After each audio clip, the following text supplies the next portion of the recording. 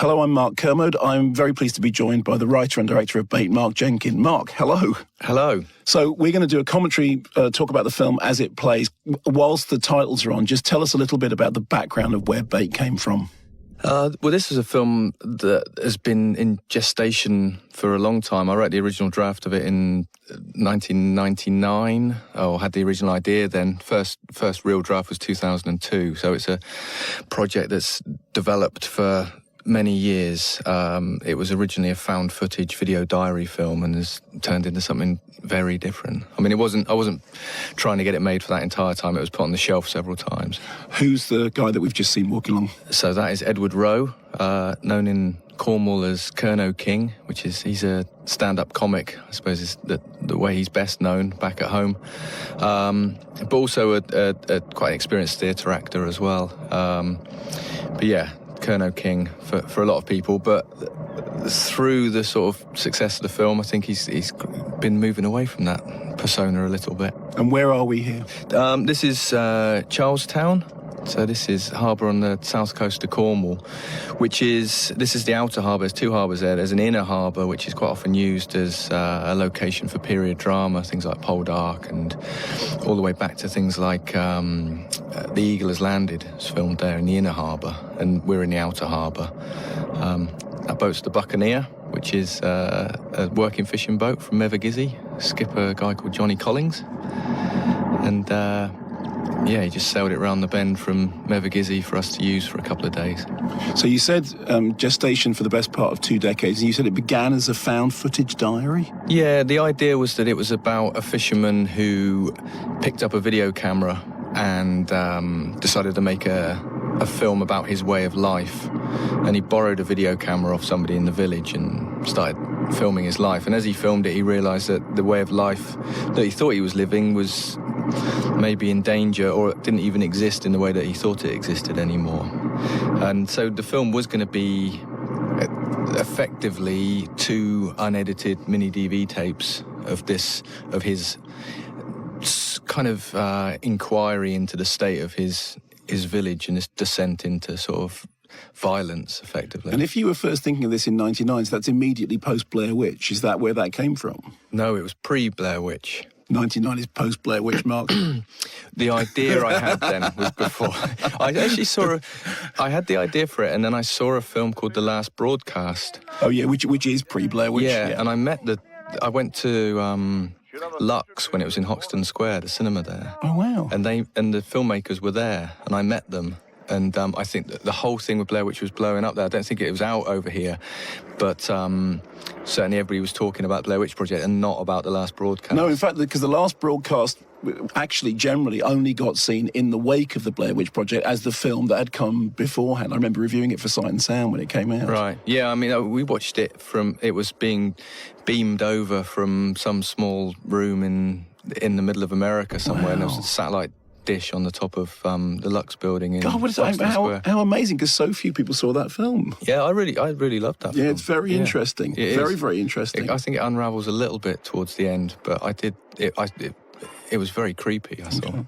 So, obviously, the key for that would be video. This is not shot on video. This is all shot on... Well, tell us what it's shot on. This is shot on 16mm, so shot on a clockwork Bolex, black and white negative, all hand processed by myself in my studio, and all shot silently and all post-synced in terms of the sound. And that's something that you'd done before in short films, or shorter films? Yeah, I'd done it in short films. For years I've been making Super 8 films, and when the Super 8 lab started to close down, I started to process the film myself, and then from there I started shooting 16mm, and mostly experimental, non-narrative stuff. Mm-hmm. But then I made a film 2015, called Bronco's House, which was made in exactly the same way that Bait's made, and it was...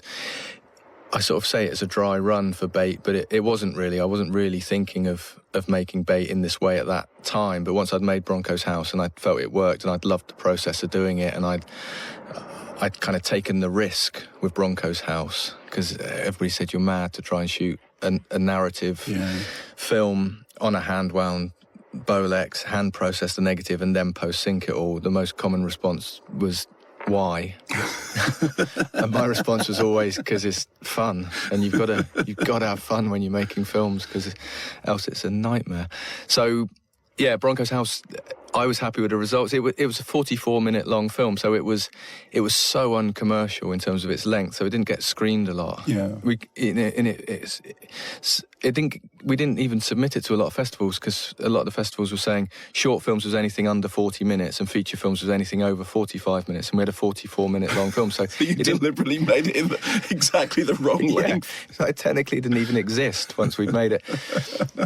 But the response to it was really great. You know, it wasn't a huge response, but it was the response that I was hoping. It was the response. It was, people seemed to feel about the film the way I felt about it. So I thought, let's take this very developed script that I already had and see if the theme and the heart of the script could stand a complete change of form. And in some ways, it's totally different to the original handheld video diary style film.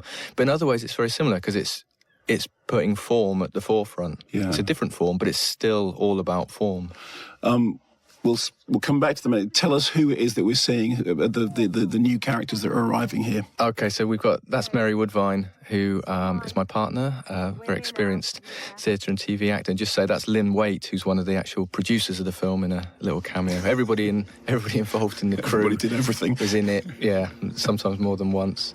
So that's Mary, my partner, who plays Sandra, who owns the holiday home on the quay. And this is very significant, because they're turning up with all the produce that they've brought from somewhere else, and this is something that this is explicitly referred to later on, but it's this idea about people coming into Cornwall, and they say, oh, well, we benefit the local industry. So, no, you don't. You bring everything with you. Yeah, and actually that was a reshoot, and I should give credit to Kate Byers, and Lynn Waite, that was a reshoot that was suggested, that the placing the bags on the table like that wasn't explicitly in the original edit of the film, but we did shoot an extra roll, and it was stocking the fridge, which we'll see in a minute, with all of that produce, but also the bags being put onto the table. Here's the fridge sequence. Originally, there is a cut of this film where Tim, Sandra's husband, just opens the fridge and puts one bottle of wine in. Right.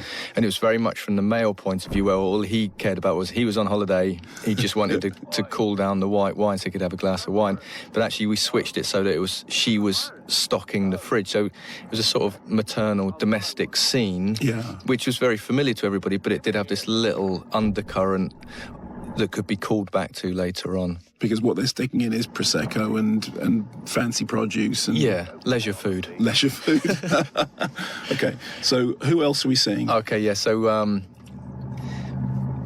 we've just, this is Isaac Woodvine, who is Mary, who we've just seen. That's actually Mary's son. And Georgia Ellery. Georgia, who is a fantastic musician, as well as an actor, who is in a band called Jockstrap, which I think are on the verge of big things.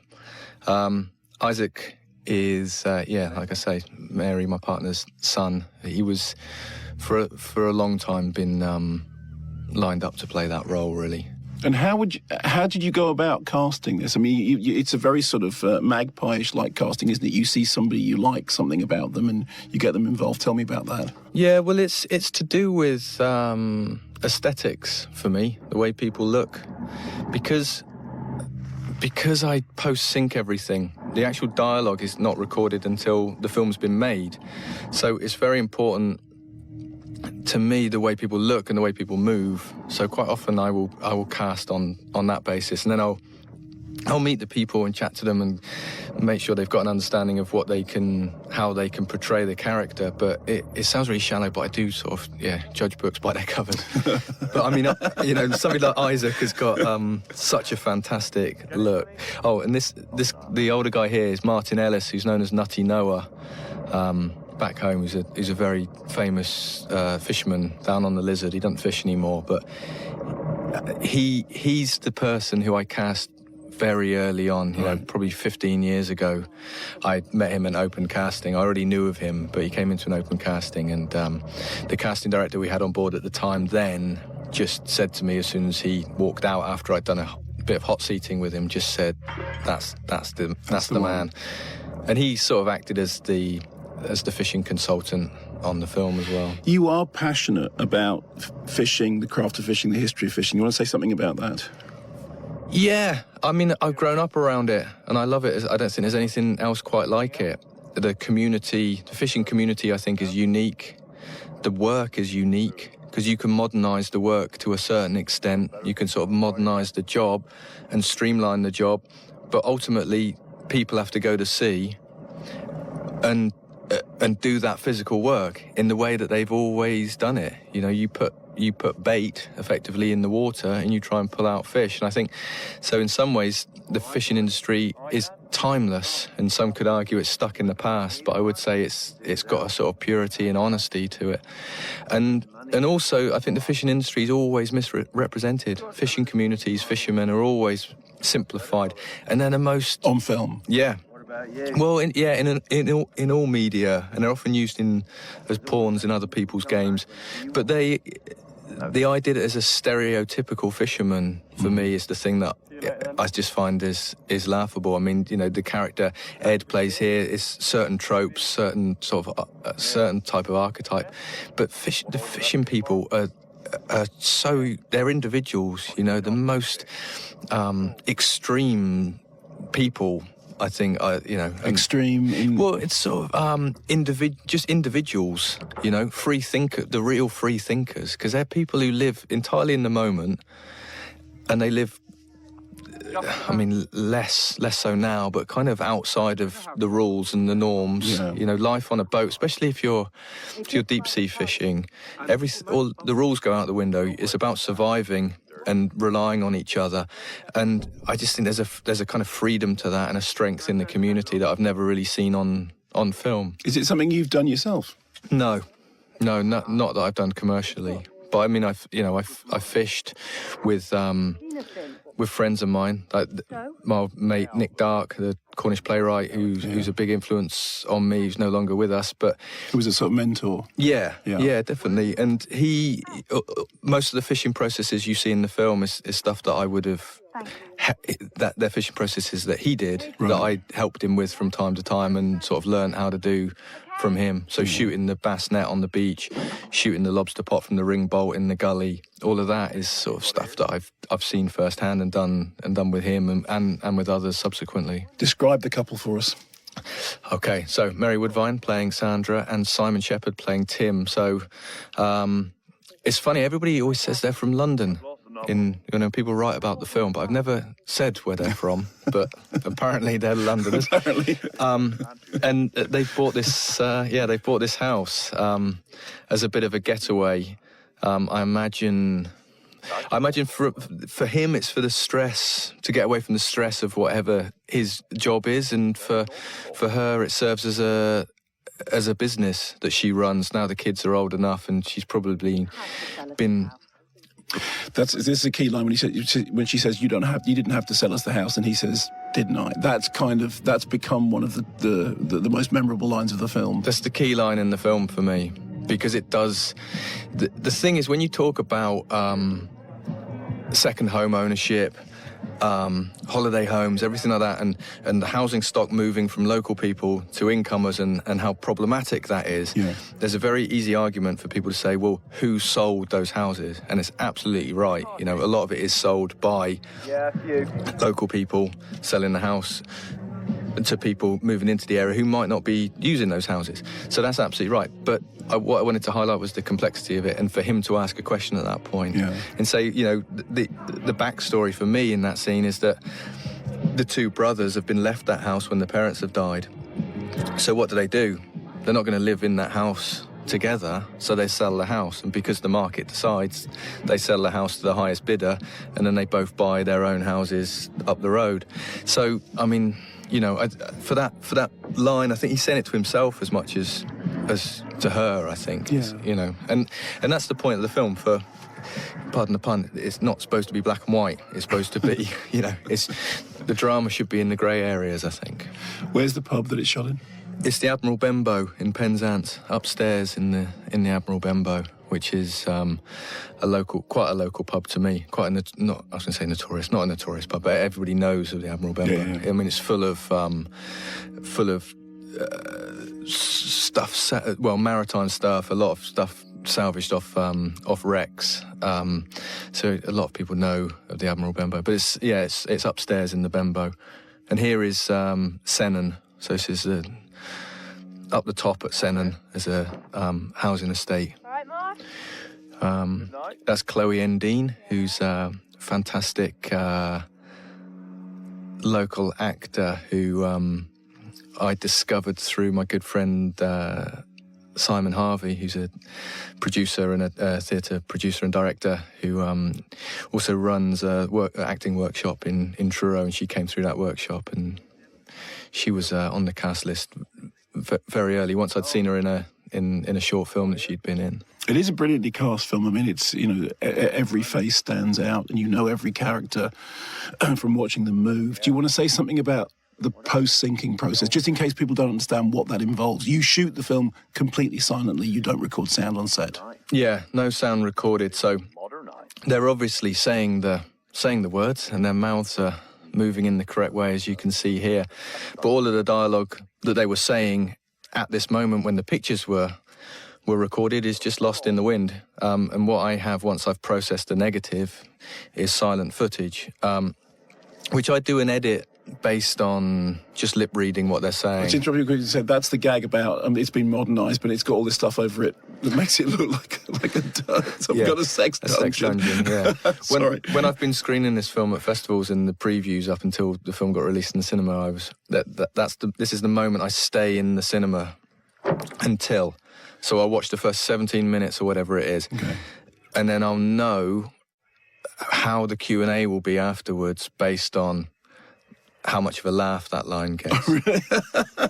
And I know I'm safe, So if there's a bit of a murmur of laughter, I'll think, right, when I go and do the Q&A, I've got to tone it down a little bit. Not everybody's on board with this film, but there's been times, there was a screening in Falmouth that we did pre-release where there was so much laughter at that line that people were missing the next scene, which kind of then irritated me. It's like, yes, laugh, but don't laugh that much.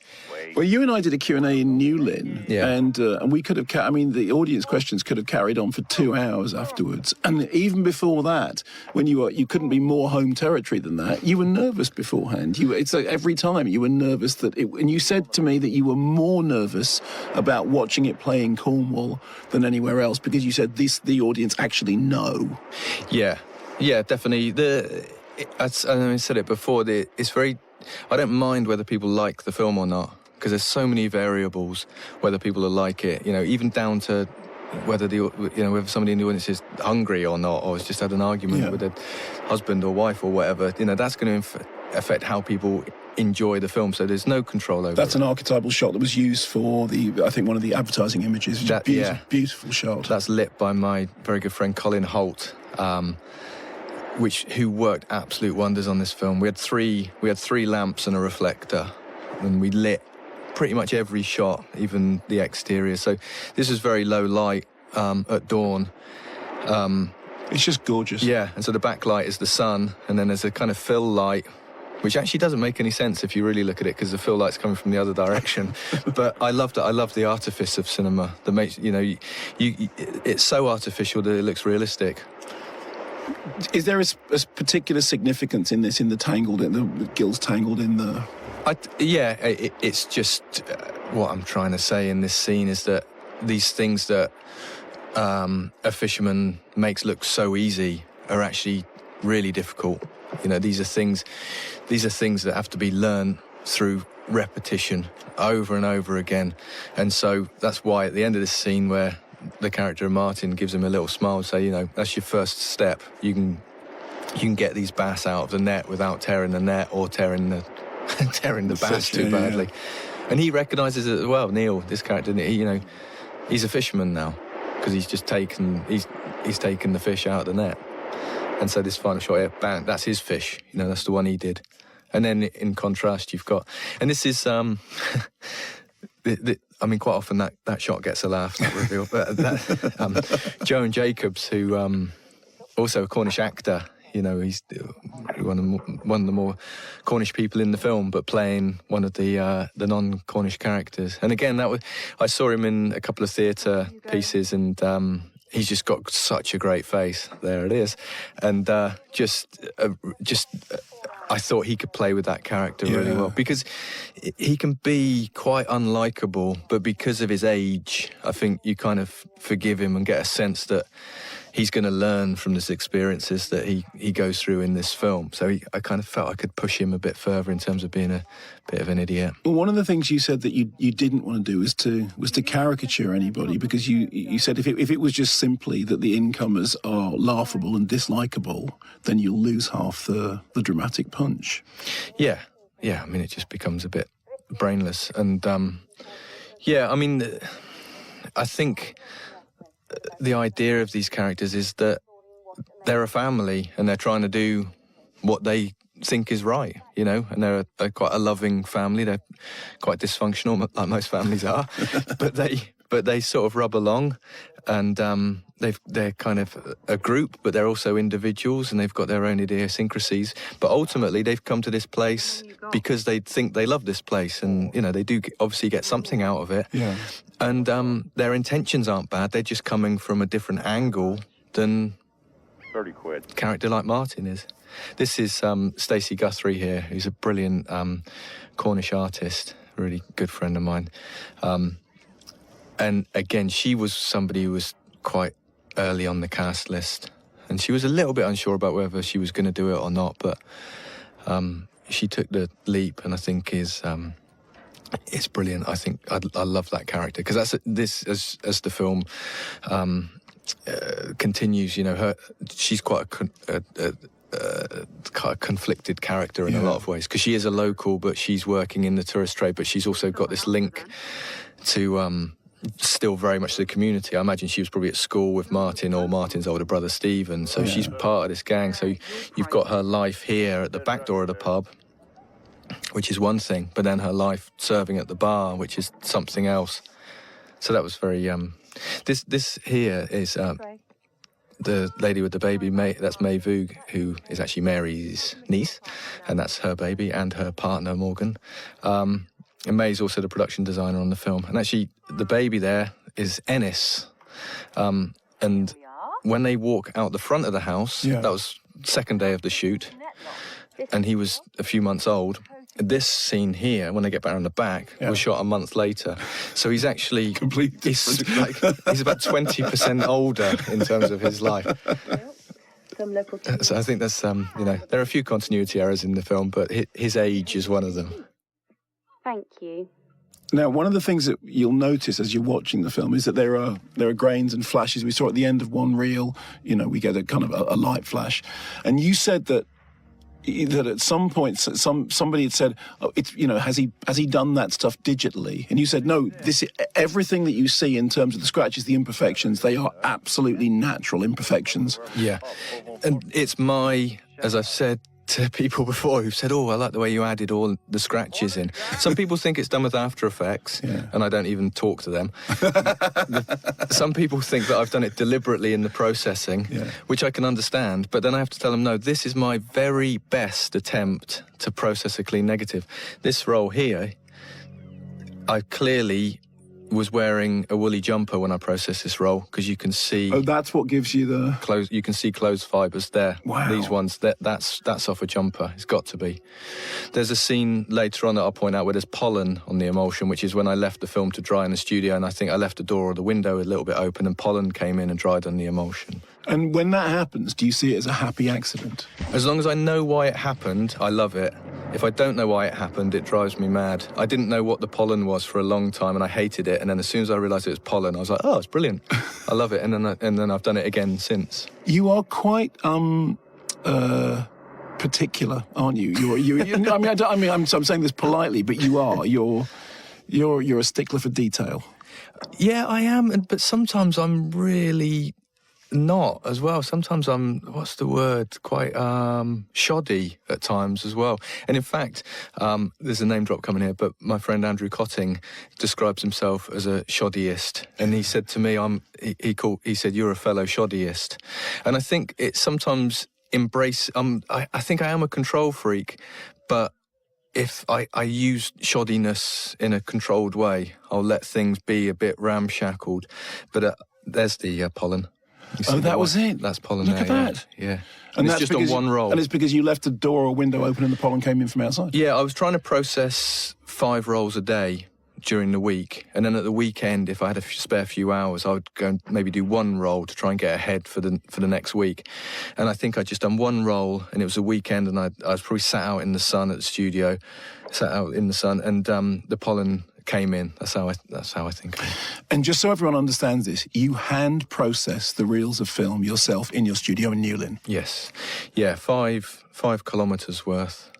In a small rewind tank, 100 feet at a time, mixing feet and kilometres there, but it was 128 rolls, and I could do 5 a day at the very most, but that would be a sort of maybe 14, 15 hour day to do 5 rolls. And you would never farm it out. You have to do it yourself. Yeah, I can't understand people who let the lab have the fun. I mean, having said that, then I have let the lab. We have paid the lab to do processing sometimes, but I do. For this film, it was always going to be part of the process. I knew that when we wrapped the shoot, the work had only just begun for me. Obviously, everybody working on the shoot had put in a huge amount of work, but for me, the work was just about to begin. One of the joys when you were making it was you used to post these pictures of crates with the film, with all the reels of film. And I remember because you and I had met before you made this, and I'd seen Bronco's house, and you said you were doing a feature, and I said, as everybody else did, yeah, good luck with that. Yeah. And it was seeing the reels of film amassing was astonishing. Yeah. And during the processing, it was great because each time I processed a roll, I would recan it and then put a different colour camera tape on it, and that was fantastic because I could see this box of film changing from silver, which was the colour of the tape from the shoot, to sort of orange and green, and the more orange and green it got, the closer I was to finishing this roll, that part of the process. I mean, I was just going to say that in this scene, we didn't switch off some of the fluorescent tubes in here, and so there's an amazing, it might be the scene before actually in the pub, but there's an amazing flicker that I think on the new film, I think I'm actually going to use some fluorescent tubes in the lighting. I'm speaking to Colin about it at the moment. Because in case people don't know, fluorescent lighting flickers in a way that's captured on film. Yeah. And I think I can see it as well. Oh, really? I think the flicker of fluorescent light kind of drives me mad, which I always notice it in supermarkets. I always get a bit panicky in supermarkets, and I'm sure it's to do with the... Well, everybody gets panicky in supermarkets. It has nothing to do with the lighting. So you can't see the flicker? No, I still get panicky in supermarkets, but it's... Right. Okay. But it's definitely that it is something that is captured on film. And in fact, if you have an old Super 8 camera, you notice it on that. Yeah. Well, and if it's totally in sync, you could shoot, your whole roll could come out black. Yeah.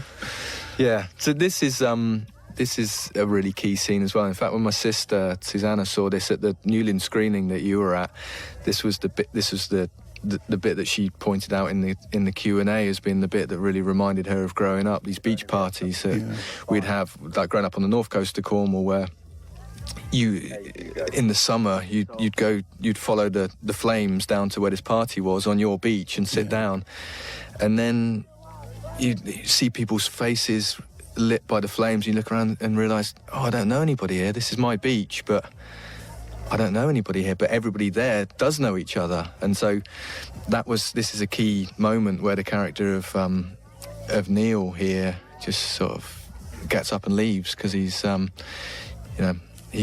sort of minority here.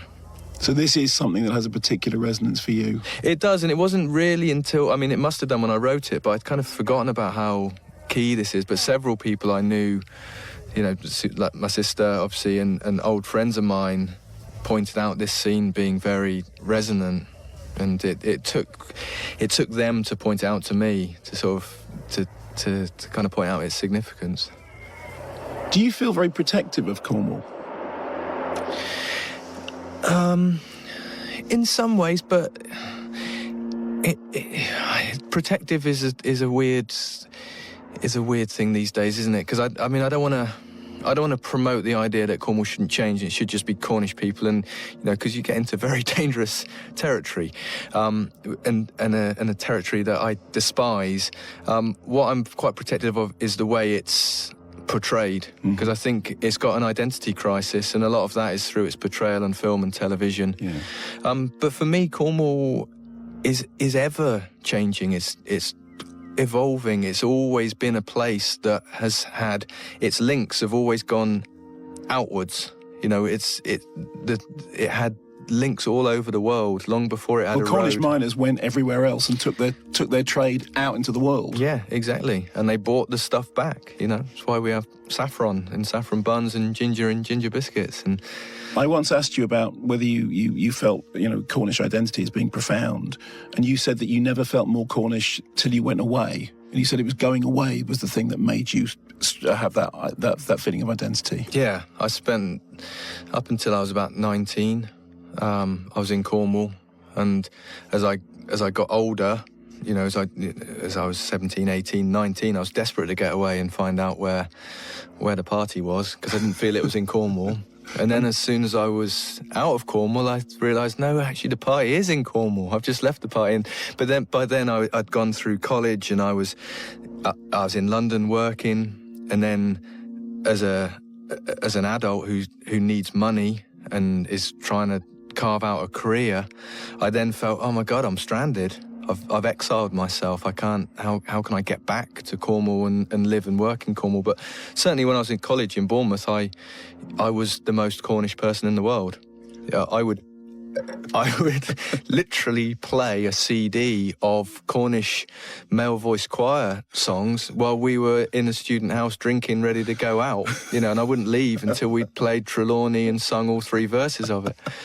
And I'm sure people must have thought I was a total dick, but that was me expressing my Cornishness, which is sort of a bit tragic in very real sense. But and now I'm back in Cornwall, I think I'm a bit more relaxed about it. There's more here again of it's incidental detail of the craftsmanship of what's involved. Yeah. I mean, this net mending, the close up actually that you saw at the beginning of this is not Ed's hands, because Ed's got very he'll be listening to this. He's got I always say he's got hands of a concert pianist. He doesn't look like he's got fisherman's hands. So Joe Gray, who's the props master, he's got great working hands. So quite often it's his hands who plays Martin's hands in the close-ups. And actually here, where we see Martin tie the knot for the ring bolt, that's actually Nutty Noah. That's Martin Ellis, the older fisherman's hands, because he needed to know how to tie that knot and look like he knew what he was doing as he was tying it. The scene here, and my worry was that through the viewfinder of the Bolex, you can't see a lot. So that looks, when I was filming it, it looks like a ring bolt, a rope, and a generic pair of hands. But I thought once it's processed and it's up on the screen, people might notice it. It's an old pair of hands. So I had, sorry Martin, an older pair of hands.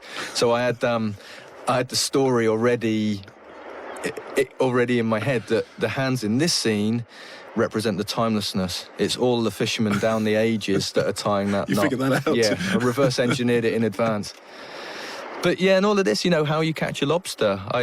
For me, I know this inside out. You put a salt mackerel on the around the neck of that's a parlour pot, and that's how you catch a lobster.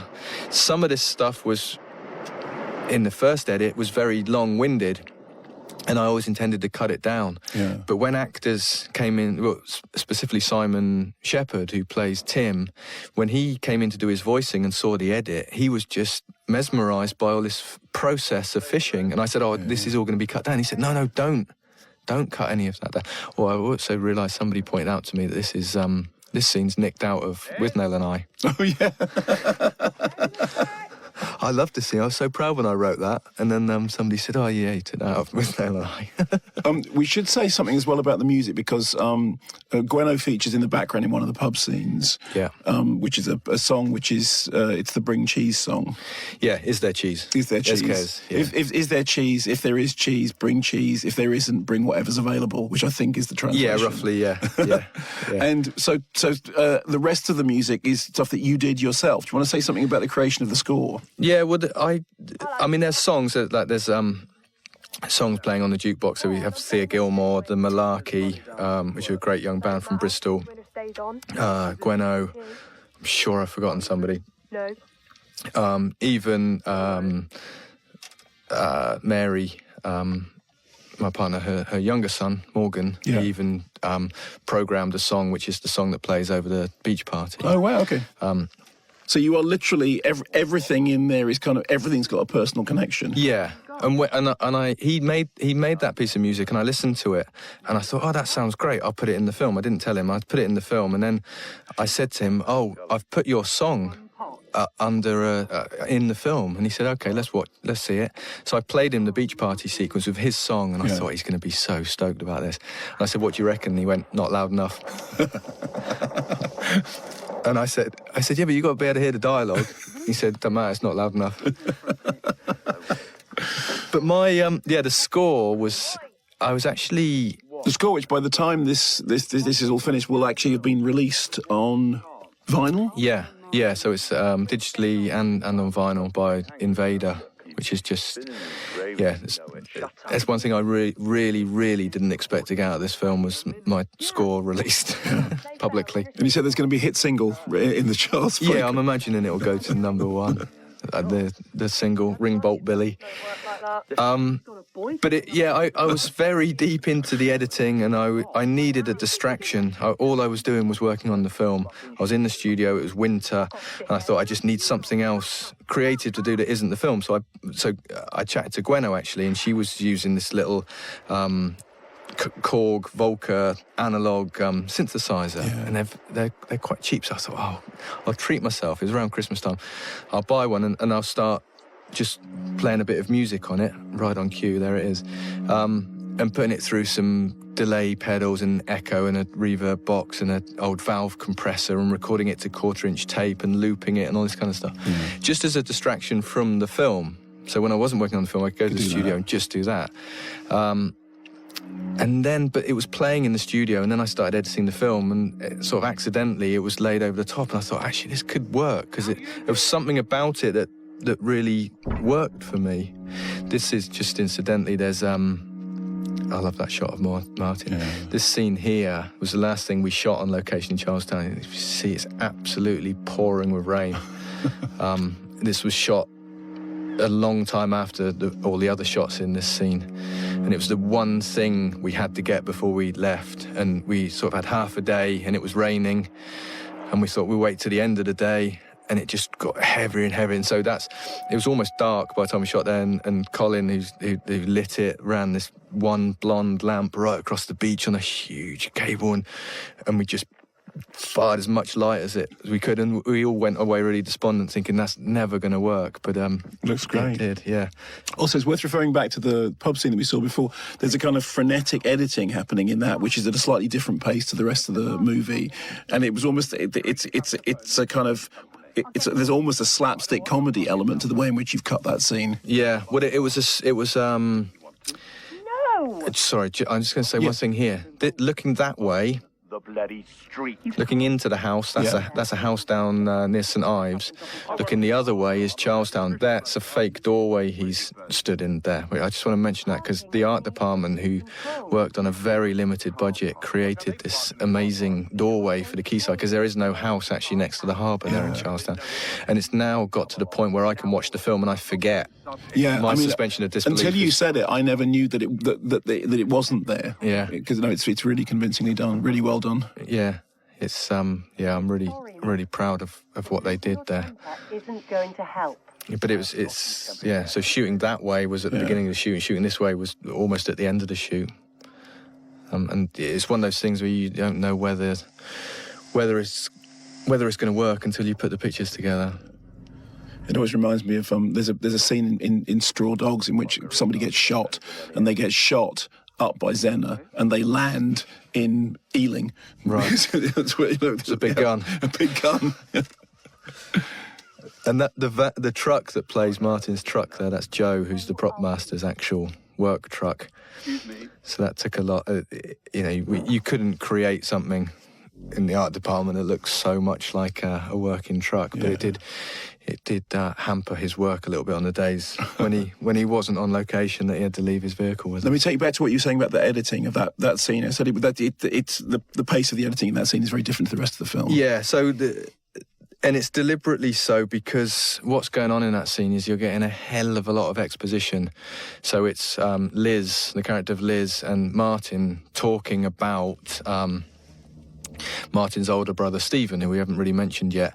And it's all his backstory. So I knew the backstory had to be spoken about and said out loud. The fact that he was a single parent, his wife had died, he was bringing his son up on his own, he had been fishing, but now he'd gone over to taking holiday makers out. But I wasn't happy with that just being a scene of somebody saying that. So the distraction is, the editing causes the distraction. So you're jumping around, not quite sure where you are, what's going on. But while all that's going on, you are getting all of this information without knowing you're getting the information. Yeah. So it's basically a way of disguising the Basil exposition moment. Yeah. Which is very well done. Yeah, thank you. Yeah. And this was a scene that was really created in the edit. This was a nightmare on the shoot. I take full responsibility for it. We got very behind schedule and we ran out of time. So this whole altercation in the doorway was just... Sorry, I gotta say, that is a great line. It's between me and the clamping company. So I've seen some people that on Letterboxd and stuff, their one-line review, quite often it's between me and the clamping company. Yeah. I didn't think that would be the line that really took off. But sorry, you were saying? Yeah, this was something that was really pieced together in the edit. Effectively, it's a fight scene which I didn't storyboard or shot list. I don't know what I was thinking. But that scene of the handcuffs going on, tell me why that's... So that close-up of the handcuffs was supposed to introduce the next scene, which is where the character of Wenner, who's just about to throw the pool ball, gets arrested. Yeah. In the script, it was always going to be a shot of handcuffs being put on, but when I cut it together, I much preferred cutting straight to a wide shot of the police car, which we'll see in a minute. Yeah. But because I didn't want to throw any of the film away, because I shoot so little and I hand process it all, I become very attached to it. I always consider a bit of film that I've cut, I always consider it for another role within the film. And I dropped it into this scene, which I couldn't cut together because I didn't have enough footage. So by dropping in the handcuff shot, not only did it cover a lack of footage that I had for that scene, it also threw up this extra meaning, which that shot, those she's shackled. Yeah, it becomes metaphorical, if that's the right word, rather than it being a kind of literal. And you said the same was true of some of the kind of flash forwards, that it would be like you had a piece of film left over that you liked, and it just found its way into the film, which in the end ends up giving an impression of like Nick Rogue, or that kind of shifting the cards of time that he does. But it's almost accidental the way it happens for you. It is. I set up a trap for myself, really, where I don't shoot coverage. I don't shoot... At all? No. I don't shoot big wide shots and then punch in for mid shots and close-ups and extreme close-ups. I read the script that I've written and I write down the shots that I see in the film as if the film's already been made. There's no coverage in a final film. You only see one shot at a time most of the time.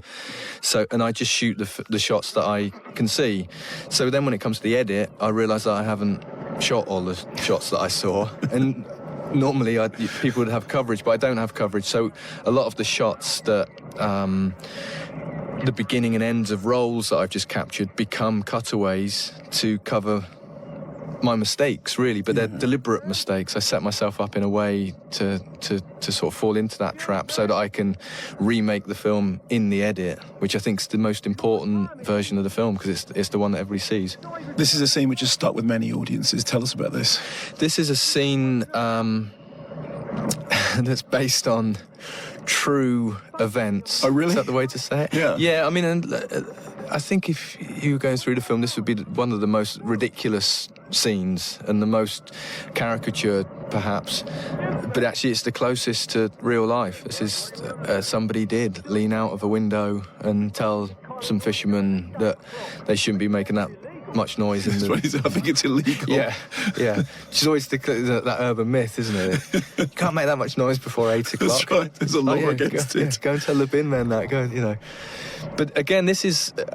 I do love this scene because that's two completely different locations. So Morgan and Mary in this side are talking to two flagpoles in a picnic area, and Ed and Isaac are on the quay. He's looking at a chimney pot. That's his mark there. You know, they were never there at the same time. It's really well done. But I think that, you know, it's cinema. Editing is just this incredible thing. Yeah. You put two shots together, you know, like we've known for a long time. You put two shots together and it creates something so amazing. You said not caricaturing any of the characters, but that one shot when he's walking away in his stripy pants with his, you know, tied up hair, after having said, I'm sure there's a law against it, that's as close as you get to outright. And yet, you know... Somebody did say on a podcast the other day that the moment where he's in his pants with his man bun, you can't argue where Jenkins' allegiance is, I think was the... But also, you know, I like those characters because even though they're the most outright, in some ways sort of, not offensive, but they're the most kind of ignorant of the situation, I hope people, you know, I like to think they've got a backstory, that they've been sold a lie like everybody else. Exactly. They've been sold a week's Airbnb or whatever it is. They've looked on the web... lovely, relaxing Cornwall. Yeah, on a website that doesn't play sound, so you can't hear the fisherman when you look at the website page. You can't smell the fish guts when you look at it. All it is pictures of people eating croissants on white linen and drinking fresh orange juice and all this kind of stuff. And you don't know what stress they've got. They've got a little baby, which is going to put stress on anybody, but they might have a really horrible, stressful life, and that's the one holiday they can afford in the year. So I do hope it's not too... I think if that's as far as you get in terms of the caricature, it's perfectly justified. And also because, as you say, that scene is based on a truth, and there is an underlying truth, which is that they've been told something that isn't true either. That everyone's living in a place that they've been told a different version of. Yeah. All across the whole of the community. There is a ridiculously as well in the diving equipment, which is that, you know, and you do see a lot of this around Cornish beaches nowadays, with very high-powered wetsuits. Yeah. But also, I mean, I see people going out with spear guns and dry suits and stuff, and they come back with half a dozen bass. You go, okay. Actually, well, they do know what they're doing. But for him, it's much more all the gear, no idea, where money isn't an object. So he said, I could go spearfishing when I'm in Cornwall. And then Daddy's bought the top of the range gear, everything. Yeah. Now, a while ago, you were talking about the sound, and I interrupted you. So you film everything silent, you don't have any guide track, and you then edit lip reading the film. Yeah. We do have a guide track just in case a word changes in the delivery. Okay. And I can't lip read it. So you do record something on set that you then have as a reference point? Yeah, but it's never listened to. Unless an actor says, I really want to listen to the way I said it. I don't like them to listen to it because I don't like them to be mimicking sonically. I like them to be matching visually in the eyes of the eyes of the character themselves. Yeah. So there is a very lo-fi rough audio recording that's done, but not for all the scenes because some is just impractical to do it. But I'll do an edit based on lip reading, and then adding in my voice to most of the characters to get the rhythm of scenes. So you do the first voice record for the film? Yes. So there is a version of the film in which you are doing all the voices? Yes. Yeah, which is quite something because it's just the same voice. So I'm not impersonating anybody. So it is a swift descent into madness when you watch it. It's sort of like Eric Thompson doing Magic Roundabout. You're just doing everything. Yeah. And do you ever get wedded to that version of it? I mean, do you play the cast to your version and go, well, deliver the line like this, like the way I did it? Sometimes I have to admit, sometimes I think, it'd be better if you just did it like I did it, which you know, I wouldn't say to sort of Chloe if she was coming in to do it, but there might. But then some of the secondary characters are voiced by other people, because some people I couldn't get back to do the voices. Okay. So May, who plays the mother with the baby, who's also the production designer, also voices two other secondary characters out of the youngsters. I was just going to say, this is Tristan Sturrock here, who is playing the cab driver, Brian, who was on a break from filming Poldark.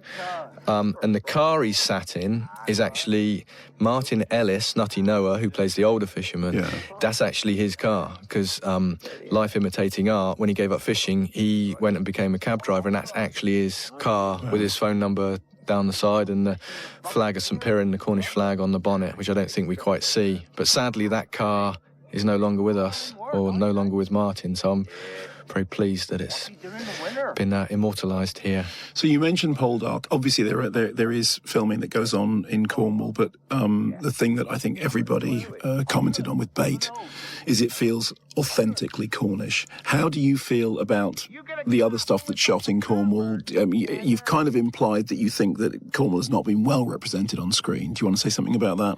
I think it's often used as a background, and I think that's fine. It's fine to use anywhere for a background for other people's story, as long as you acknowledge the background, you acknowledge the context, and you use it in an authentic way. More often than not, Cornwall and many rural areas in the UK and all over the world is used as a shortcut by lazy writers for sort of a simplistic way of life, or simple people who are less sophisticated than urban people. And I think that's really damaging, because you do hear people, if they want to speak, if they want to sound stupid, they'll put on a sort of generic West Country accent. I mean, I don't understand the idea of what the West Country is, because I always think of it, Cornwall, as being separate from everywhere else. So I think West Country stops at Plymouth. But this idea that there's a West Country accent, which I've never heard anybody in real life speak of, it, it's sort of used as a kind of shortcut for being stupid. And as my old mate Nick Dark always used to say, you know, Cornish people should be written in more complex, sophisticated ways. There are, you know, it's almost word for word what he said. The Cornish people, there should be clever people, there should be stupid people, there should be funny people, like there is all over the world. And then I think that's much more interesting for an audience as much as anything. Do you want to say something about the guy dressed as the walking cock? Yeah, that's Callum Mitchell, who's the first assistant director, and much more than the first assistant director on the film, actually. You know, he's sort of my assistant who's always right there with me, and this film would never have got finished without him. But he was... he wasn't first on the list to play that character. I did have somebody else in mind, but he stepped forward, and there he is. But I mean, is that something that you've actually seen? No, I just thought, what's the most ridiculous costume? And now, you know, with the internet, you can just get that ridiculous costume at the click of a switch. But filmmaking is a ridiculous business anyway. But one of the most absurd things about Bait was me and Lynn, when the producers stood on the quayside in Charlestown discussing whether Callum could wear that costume next to the water, because it was a health and safety issue. Because if he fell into the water, he would sink. Well, but because of the testicles, he would sink. He would float, but he would be upside down. So we were having a very straight-faced conversation about whether inflatable testicles would mean that he was inverted in the water, and whether he was allowed to. Oh, this bit here, I had a very interesting tweet about this the other day, where he's calling Martin over and over again. And somebody sent me a message saying, can you settle an ongoing pub argument? Does that scene reference the YouTube sensation of the guy whose dog had escaped in Richmond Park and was chasing the deer? Oh, he was chasing, yes, Fenton. that's right, yeah. Fenton. And I said, yes, it is. That's where I got it from. Oh, wow. And this person on Twitter won themselves a meal in a bet, because she was insisting that it was... Weirdly, the thing that it reminded me of was the Ewan Bremner character in Naked shouting, "Is it Maggie?" Oh, right. Yeah, no, it's Fenton. Good old Fenton. Good. And again, we're back in the pub that we're in is The Bembo, yeah. So the pool room she just walked out of doesn't exist. That was another triumph for the art department working on a shoestring who put it up in an hour, which really saved us because the location didn't quite work in the way that I needed it to work geography-wise. This was always a huge scene. In early drafts of the script, this was much less of an argument, much more of a longer conversation scene, like the scene in the middle of Land and Freedom where everything... when they have the big discussion. Where the inner workings of everything that's going on in the film are suddenly exposed. But because all the dialogue's recorded afterwards, I try and lose as much dialogue as possible before we shoot. So I tried to cut this down and down and down to get to the drama, and the drama was just two people butting up against each other, really, which is why it's staged like it is. It's almost down the barrel and a very straight confrontation. And I mean, it's interesting because I had actually imagined the first time I saw this that the scratches get more because of the tension in the room, but that's not true. I don't know. Maybe.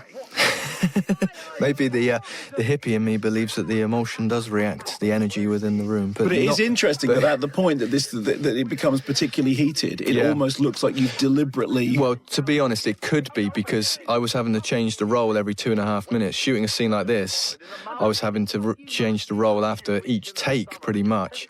And I was probably doing it in a hurry, so it could, the energy and the speed that we were having to work at is physically manifest in the film. You mentioned before that you have a kinship with Andrew Cotting, of whom I'm a huge fan. And do you think there is something magical about the process of celluloid? Because one of the things with Andrew Cotting's films is that you can I've always said you can feel the earth under your fingernails, you can feel the dirt in your feet. And there is something about shooting with celluloid, because you had talked at one point about losing your love of cinema because you were working with video, and then watching Mark Cousin's Story of Film. Do you want to say that? Yeah, I just... I always wanted to do as much as I possibly could on a film. When I first started shooting film, I was shooting Super 8, so I would shoot a cartridge of film. It would just be me. I would edit in the camera. I'd be very careful of what I was filming. I'd send it off to the lab, and it would be processed and be sent back, and then I'd make a soundtrack for it. And I was excited by every single aspect of it equally. Then I started shooting stuff with mates on VHS video cameras when we were teenagers and that kind of stuff. And again, we did everything. So we acted in each other's stuff, and I just loved everything about the process. And then as I moved on and started making films, I suppose, in a more professional way, the crews got bigger and I got more separated from parts of the process that I really loved. And then I made a film with a DSLR camera when they first came out, and I thought, this is great because I can shoot it. I can just have a sound recordist, a couple of assistants and the actors, and I can go back to doing everything. But I just didn't get on with the camera. And I just thought, I thought I'd purified it all and found this way of working, but then I didn't enjoy the process. So, because it distanced you from the process, because somehow... I just think the camera was making decisions, the computer in the camera, even if they were minor things. I didn't know how the camera worked. And it sort of drove me mad that I didn't know that somebody else had designed the aesthetic, and I couldn't override it. I could have this choice or that choice, but I couldn't interfere with it in any way. And I think... So that's what I mean about the tactility, because, I mean, obviously, Andrew Cotting does use video, but there is a tactile feeling to his stuff, and that's it, isn't it? Well, I think it's an acknowledgement of the form as well. I think I like the filmmakers who don't try and hide the form. Film is a mechanical process. Without the form, you've just got verbal storytelling or a novel or maybe theatre with other, if you bring other considerations into it. Yeah. But I do get annoyed when people say, I was distracted by the editing or something. I can kind of understand that, but the film is the editing, you know? And I was talking to somebody earlier today about actually the zoom. I love zoom lens. I love a film where suddenly you get like a 1970s... Crash zoom, that slightly has to reframe at the end because it's not been done automated. It goes bang, doesn't quite hit it, and then it moves. Because I love that, because I just suddenly think, oh my God, this... subconsciously probably, I just go, oh, it's somebody behind the camera. Mm-hmm. And then I just go, oh, that's really... Yeah. And it's not necessarily to do with horror or unsettling or anything like that, but just this sense that there's some mechanics going on. I mean, from my point of view, from the viewer's point of view, what I got out of it was, quite apart from the fact that I love film and I love the aesthetic of film. But I think because so much of the story is about is about the past and the present, and I think that what you've done, therefore, is that you're using, clockwork cameras, black and white film, which is an ancient form which is still with us now. But the story is very, very contemporary, and therefore, in the form and narrative are completely joined in that they are about that pull between past and present. This is the way in which you've cut this scene. Do you want to say something about the editing of this? Because this is very, very, this is beautifully edited. Yeah, I mean, this I didn't quite know how I was going to do this scene, but when I wrote it, I was absolutely sure that I didn't know how I was going to do it, and I wouldn't know until the edit. So it was... It's a Western inflection, isn't it? He walks into the bar, and... This is the standoff. Yeah. And this is a good example of where I don't shoot any coverage. So the bit where he walks up through the pub, he comes to the door, and then the next time you see him, he's stood in front of the character of Hugo. And I decided on the day that I wouldn't shoot a shot of him walking, because I like the idea of him just suddenly, what we referred to on the day as Nosferatuing up to in front of Hugo. And that's how I first cut it. But it was too funny. It was a moment of humour when it was supposed to be very tense. Okay. But I didn't have any coverage. But what I had got at the end of each roll was I'd got the characters to say, right, sort of somebody like Lewis, who was just there, like, Lewis, look at that post, and then look over to that post. So I had all of these head turn shots. I didn't know what I was going to do with them. Okay. But then so the shot where Martin walks from the door up to Hugo is just the sound of footsteps and people's head turning, which is a sort of Western, reaction shots. Yeah. And the menace is in the silence and the lack of emotion. And so the montage was built up silently, obviously. And this is one of the scenes where I didn't add a lot back in. Just a lot of Foley, which was done by Dan Thompson, who did a lot of the Foley and the sound design. And so the tension's in the cuts. The shots on their own, there's no menace in any of these shots, really. But once you cut them together, you get this sense of unease. But it's also, it's a beautiful payoff that, when he pulls the knife out, you think that it's going to go one way, and then what he's actually doing is showing him how to fit, and then it's fixing it. Yeah. Yeah, make it right. Make it right, yeah. And he gives him the chance to make it right. I like this character, Jake there's got such a good face. And he gives him the chance to make it right. And when he does make it right, he takes the opportunity to make it right. He hasn't got a lot of choice, but he could have legged it. But he does make it right, and he thanks him for it. And that's trying to set up the tragedy that at that point he thinks everything's okay. He's sort of... He's the big alpha male in the community. He's made it all right, and then he goes around to all the other characters to tell them everything's fine now. But little does he know, it's not. What about the close-ups of the fork going into the flesh and taking it out of it? It does make it seem particularly. There's something nasty about that shot. Right? Yeah, I don't know. Do you think would it look nasty in isolation, or is it in the context? I think it's within the context, because obviously it's cutting between this kind of, this very refined meal and something else which is happening else, when there's something about the image of it's like the innocent flesh being taken out or something. Right. Yeah, well, yeah, that's what I meant. Exactly. I'm glad you got that. No, I think what I wanted to do was contrast the two meals. So the sort of older, sophisticated meal, than the young people cooking a meal for themselves.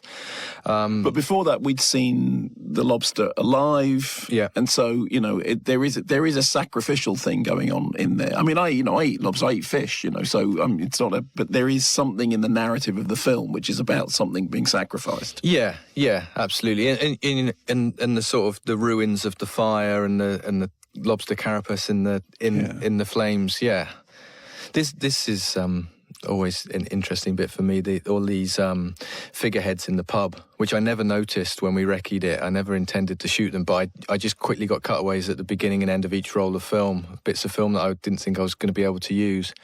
And then it turned out every character in the scene has got a doppelganger, and some of them are really really freaky. But again, you know, I didn't intend that. It's not in the script, but I can reverse engineer meaning and say, well, again, you know, all these characters are all these archetypes are already in the pub. They're already represented and memorialised in these figureheads. So there is also a sense there of fate at work. Yeah, well, and I think if you use any kind of flash forwards, I think you're alluding to fate. You know, you mentioned Don't Look Now earlier. That moment in Don't Look Now where Donald Sutherland's character witnesses his own funeral. Yeah. And I remember seeing that for the first time, and I thought, what was that? And then about 5 minutes later went, oh my God, when I'd suddenly worked out my head, and absolutely chilling. Yeah. And I love the idea of that fate, because, I mean, cinema effectively is a past tense medium. Everything's gone when you see it. And so I like the idea of being able to jump forward into a time that shouldn't exist, but you can hint at it. And it's not to do, I mean, Don't Look Now is to do with clairvoyance, obviously, but an extrasensory perception. This isn't necessarily that, because although I do at times have a character in close-up turn around and their point of view, they see something else, you know, they never acknowledge it. So it's not like they're necessarily experiencing it. But I do, that kind of collage I find really unsettling. So you mentioned Rogue, and we talked a little bit about Andrew Cotting. And I mean, I wasn't the only person in reviews to mention Grierson. Who else do you think of as sort of influential for you? Bresson for me. Not directly, but just I think Scorsese's got the mantra, you know, what would Bresson do when he's stuck? Because it's you can get in such a mess when you're making a film. It can be so complicated because you've got all these different elements, and you can get so far, you can get so tangled up. And actually, to think, what would Bresson do? Bresson do? Yeah, he would do it very simply. But then, you know, Bresson would hate a scene like this. You know, this kind of cross-cutting and a sort of, and the sound design but even when I'm trying to create something with something slightly uncanny going on here, is a bit unnerving because she's gone into his house. Yeah. She's up on the estate. The weather seems to have changed. The season's gone from summer to autumn at that point, I think. He's down with his dad, who may or may not be real. So there's quite a lot going on there, which is quite complicated and can only be created in the edit. But also, you know, if I'm getting very mixed up, I will think, how can I simplify this? It's always a process of simplification. This scene's shot in Newlyn, a place called Skilly, where I go a lot. So the daytime gully stuff is Charlestown, but the nighttime stuff is Newlyn. There's also a nice ambiguity then when you see the counting the money. Is the money coming out or going in? I know it's going in, but there is a moment when you're not entirely sure what's happening with that money. She's stealing from him. Yeah, exactly. And I loved that because, and I only noticed that afterwards, but I thought that's quite nice actually, because you could say they are taking and not giving, but actually the reality is she's giving money to sort of ease her conscience, her conscience. But yeah, you could read it as taking. Yeah. When we first talked about your processing, you told me about processing the films with instant coffee. Now, I know you didn't do that with this, but do you want to? You are very involved in the chemical process of them. How did the instant coffee thing work? That came from. I mean, it's quite a tried and tested process. It's like an eco process really, because you can pour it away down the sink once you've used it, which you can actually with black and white photographic. Okay. But you didn't discover that till later on. I didn't. No, I wanted to do something, and I think I also wanted to do something not gimmicky, but I wanted to do something that was a bit more experimental. Yeah. You know, it was when I was making Bronco's House, so I wanted it to be. I knew it was a narrative film, but I wanted to be able to say, it's an experimental film as well. And that might have been me worrying that it wasn't going to succeed as a narrative film. So I was like, no, it's experimental. I did it in coffee. And that's why it doesn't make sense. You know, it's experimental. And it's great. It's a brilliant process. It's very cheap because now with Poundland, you can buy huge amounts of coffee for virtually no money. Vitamin C powder is the key ingredient, which is the most expensive bit, but because of sort of alternative treatments, you can get these big tubs of non-food grade vitamin C powder very cheaply now, and it's great. I should say about Stephen here, who's on the boat, is Martin's older brother in the film. That's an actor called Giles King, who's actually Isaac, who plays his son in the film. That's actually his dad. Yeah. And I mean, it's one of the actors we haven't talked about yet. I think his performance, although he's not in it a huge amount. No, but he's a very important character. He's very important, and he's very... it was a very tricky role to play, I think.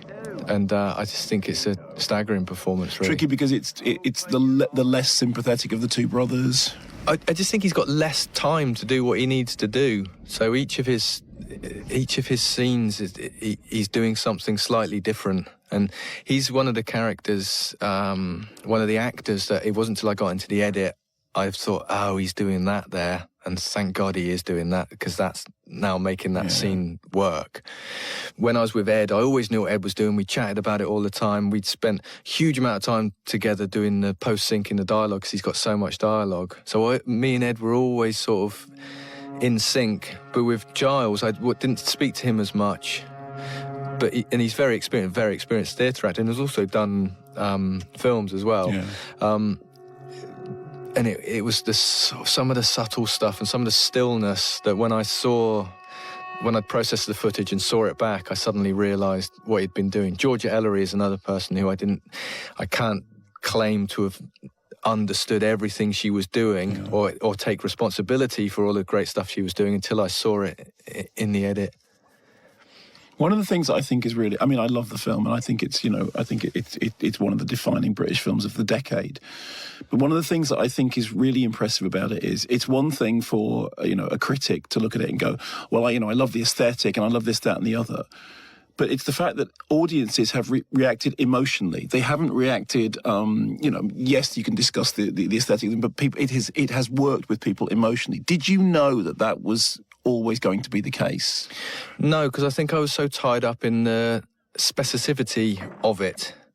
And early on, I thought I was making a film about such a specific part of Cornwall that other people in other parts of Cornwall wouldn't even understand. So to see that universally it has got an appeal thematically, that's really great. But what I find really exciting is that it's in a film that's got an unusual cinematic form, and that people are obviously, I can't claim to say they're hungry for it, but they're obviously embracing of difference. Yeah, absolutely. And I mean, I get bored of a lot of film the way that it's made. The way the form is used, so it's really invigorated me, thinking, there is this hunger for people are embracing something that's different, and also in the theatre. Talk me through this now, because obviously we're coming towards a fairly major point. Yeah, and this was something that is effectively a fight sequence that should have been very carefully planned, but on the day the plans went out the window, and when we walked away from this shooting day, I really thought we didn't have this scene, and I cut and recut this scene. That's the key shot, which we had one go at, really. And that was it? Yeah. Well, we did two, but I knew that Isaac, who fell, I knew that when he could fall down, to give away the secret of how he did it, he dropped into the gap between the boat and the harbour wall, and there's actually quite a big gap there, and the distance is compressed via the long lens. But I knew that once he'd fallen off the wall onto his back into the water, which is entirely safe and didn't hurt him in any way, I knew that he wouldn't be able to do that again. Something would kick in, and actually the second take, he just drops like a pencil. Right. Something kicks in, says, don't fall on your back again. You might not be, it might hurt next time. So you thought you didn't have it? Yeah, I didn't think I had the film when we finished. I remember at the rap party, which I DJ'd at for the whole night, so I could just be on my own. So I played records and everybody else had a party. I remember thinking then, and I have this all the time, the self-doubt, you go, because what you shoot isn't what you imagine you're going to shoot. Yeah. And actually that's great. But when you've just got to the end of that process, you think, and we haven't got a film. And I always think there's a point in the shoot where I think this isn't going to work, but I'll carry on because I can get some kind of abstract gallery installation out of the footage we're going to capture, at the very least. And so not the defining British film of the decade, but some abstract gallery installation. It's either one or the other. It's never somewhere in the middle. But and I should know, I never learn. I'll have that in the next film. It'll be halfway through it, and I'll start thinking about which gallery I can pitch it to. But it's made in the edit, and I don't mean to undermine everybody's input, because there would be nothing to do in the edit unless everybody is contributing and everybody's at the top of their game and everybody's focused and everybody buys into the vision. Yeah. But a pile of unprocessed film isn't a film. It's an installation. yeah. Maybe that should be my installation. I don't even process it. It's just the cans in the corner of the gallery with some kind of justification. But and I am very wary that it makes it sound like because I do the edit myself, I'm taking credit for everything. Like I say, all the elements have got to be there, and you cannot make a film out of nothing in the edit. Yeah. But you can certainly screw the film up in the edit or miss the point of it. And actually, during the edit, I kept thinking, it's not quite there. It's not quite there. It was really like chipping away at a bit of marble, this film. When did you know that it was the film played? It was the Berlinale was the first public screening. Yeah. What was that like? Crazy. I mean, I'm so glad I went there with no expectations. And no shoes. No, I did have shoes. Yeah, I did have shoes. You have done interviews without shoes, Mark. Yeah. Well, yeah. I tend not to wear shoes through the summer, but it was February, so okay. I did. I was shod. It was in a huge theatre, 660 seats. I think it was sold out.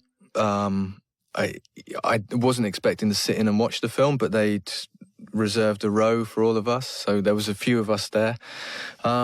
And it was just a crazy experience, and it hasn't really stopped since then. But, yeah, like I say, I'm kind of glad that I didn't have any expectations. I was expecting to go there, a few good audiences, and then, on to the next thing. So how do you do? I mean, the fact is the critical response has been extraordinary. People have absolutely loved it. 5-star reviews everywhere. It's had this huge emotional impact with audiences. At the time that we're talking, I think it's taken something like £400,000 in the UK, which is an astonishing figure. How does it feel? It feels great, but it takes so long to make a film, so I'm well into making the next one. Not that I've picked up a camera yet, but the script's been drafted and redrafted, so I'm trying not to think too much about this film in regard to the next film, because there's a danger that I could try and repeat what I've done here. Yeah. And the success of this film isn't all down to the film. There's a lot of timing involved in this. It's hit a raw nerve, I think, in this country and in other countries in terms of the subject matter it's addressing. And also, it was picked up by the BFI. Now, the BFI might not have seen it. We might have gone with another distributor, and the story might be completely different. So, trying to repeat, the original review from Peter Bradshaw might have. He might not have watched the screener that he watched. He might have, his phone might have rang when he was just about to put the disc in his laptop or however he watched it. Mm. So there's a lot of chance involved. I think you've got to have a good film, good in inverted commas, whatever that means, but something at the heart of it. But there's so much other stuff that's just left to chance that it's very dangerous to try and repeat that. And I think it's a mistake people make through all art forms, I think, is to try and repeat something. And I think certainly trying to kind of develop a formula that you can repeat is very dangerous. So I'm trying to do something very different. So the next thing you do, will it be film or? Yeah, it's. I'm actually, having said I'm not going to repeat myself, it's going to be shot in exactly the same way. But it's going to be colour, so it will be lab processed, it'll be colour, but it'll be shot on the Bolex, it will be post-synced. It's a film with very little dialogue. It's It's a horror film called Ennis Men. Its commentary might date very badly if that film doesn't happen. Now tell us about this, because obviously this is kind of, confrontation moment. So tell us what's happening. Well, originally in early drafts of the script, this was a shotgun rampage. He comes down onto the quay with a shotgun, and there's a charity raft race going on in the harbour, and he just starts blowing people away. Which was no idea. Which was a very different ending in terms of budget and also in terms of the story. So we rewrote it. I rewrote it based on some conversations with me and Kate and Lynn about a subtler, simpler ending where there was a sense of redemption, because obviously if the character Stephen had gone on a shotgun rampage, he was either going to be in prison for the rest of his life, or he'd end up dead. I confess, I can't imagine that ending. No, I mean, lots of the rest of the film was very different to justify, to build up to that ending. Sure. It wouldn't have come out of nowhere, but it was making it more domestic and bringing it down to this idea that actually the character of Stephen, his sort of distance through the film is a form of grieving that Martin can't see, and actually the audience probably don't see until this point where he does sort of snap, and he does it in a very he does it with his focus on the humorous element of their house, which is the much derided porthole. Which is very Rogue, incidentally. Which bit the glass shattering and the bottle through. Yeah. And particularly since we've had the kind of past and present shuffling before that, it's very much a kind of... They knock Mother's pantry down. And then that's the line, which I did wonder whether people would find funny, whether this whole sequence has kind of got some humour in it, and as the dad kind of moves away and leaves room for his son to take responsibility. I think it has real pathos and tragedy. I think it's really, and I haven't seen a screening when that line has got a laugh. No, but it was. I was worried it was, but in the very first screening in Berlin, people were. There was tears at this moment, so that was. It is beautifully done, and it is the understatement of it that makes it work. Yeah, and ultimately it comes to it's two big hairy blokes who are both a bit lost, really. And I think that is quite. There is some poignancy in that, especially those types of characters. And this scene, which we keep coming back to, so this is the third time we've seen this scene. This was just to say, I was laid on the roof of a Nissan Micra that was freewheeling down a gentle slope with Maria, who was.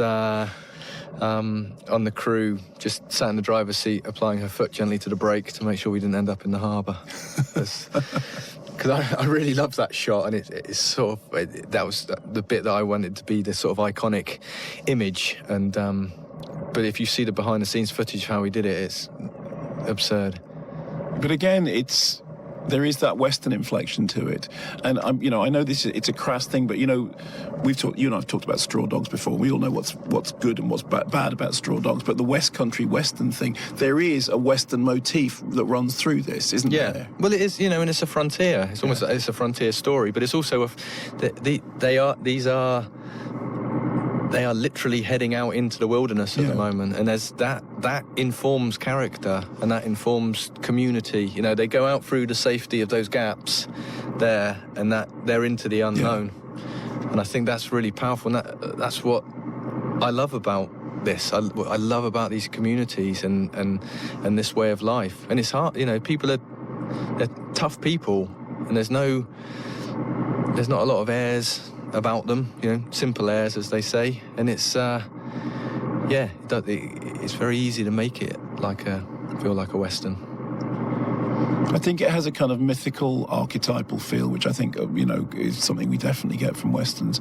But I also think, and I think I'm not the only person who've said that, it feels authentic. It feels genuine. It doesn't feel forced or artificial, for all the artistry and the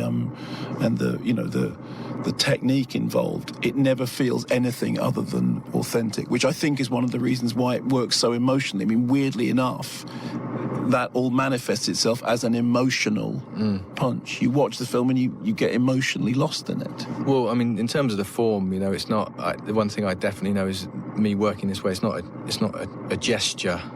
This. It's an ethos. This is the type of filmmaking I love. I say it all the time. I go to bed on a Sunday night, excited to wake up on Monday morning to pick up a camera and to shoot 16mm film and to process it. If nobody was watching it, I'd still be making it. So it's not it's not an affectation. But I think the authenticity is the most important thing to me. Going back to what we were saying about being nervous at that Newlyn screening, the reason I was nervous because when we were chatting, I was seeing people from the community coming in, and like I said, I can't control whether people like the film or not. But if it's not authentic, it's not authentic. Yeah. It's a really great phrase. We argued a lot about what the last film was going to... Well, not argued a lot, but we tried different things. But that shot of the character of Neil stood on the beach, which is from a completely different, totally different scene. Originally, they were going to look back and see the granddad... Right. And Neil, both on the quay, which I put at the beginning of the film. Yeah. And I didn't quite know what was wrong with it until I showed it to Simon Harvey, who I mentioned earlier. He said it was like... Return of the Jedi. So just as the credits roll, if you see if there's anything you want to pick out that you think you may have overlooked during the commentary. Yeah, I realised I didn't mention Janet Thirlaway, who plays Mrs. Peters, who's the lady who lives next door up on the estate, who's sort of the all-seeing eye. Yeah. And actually, she's called Mrs. Peters because the St Ives artist Alfred Wallace, who I'm also making a film about, his neighbour was Mrs. Peters. So I'm thinking it was based on her, the idea of the caring next-door neighbour. Let's have a look if anybody else there I've forgotten on the credits.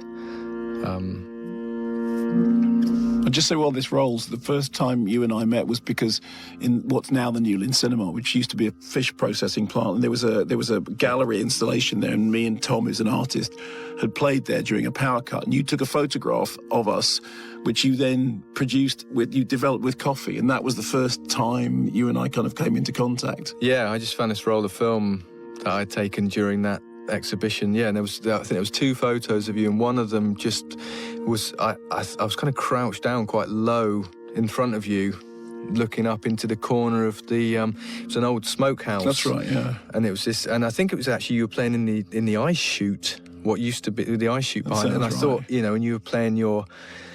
It's an old dobro guitar and sitting on the crate, I think. looking like Sunhouse, and I thought... And I thought there, it looked like you were in the back of a boxcar. Yeah. So I printed it and I tinted it using coffee to get a sepia tint. And luckily you... it looked great. It ended up into the final picture in a book that I wrote about being in band. So I'm immensely grateful. Morgan Ansell, Jeff Hold. So that's Mary's son. There we go. But not loud enough. Not loud enough. Not loud enough. I said, why is it called Jeff Hold at the time? He said, I can't tell you. And then a little while ago, I said, can you tell why is it called Jeff Hold? And he said, I don't know, I just made it up. And that's ESK's meaning, is there cheese? Yes, that's right, yeah. Excerpt from the Cinematologist podcast, which plays in the background of one scene. Very, very fine podcast. If you haven't subscribed to it already, then please do. It's a terrific thing. And then, of course, the connection with Falmouth, the School of Falmouth, which is so important because many of the people that worked on the film...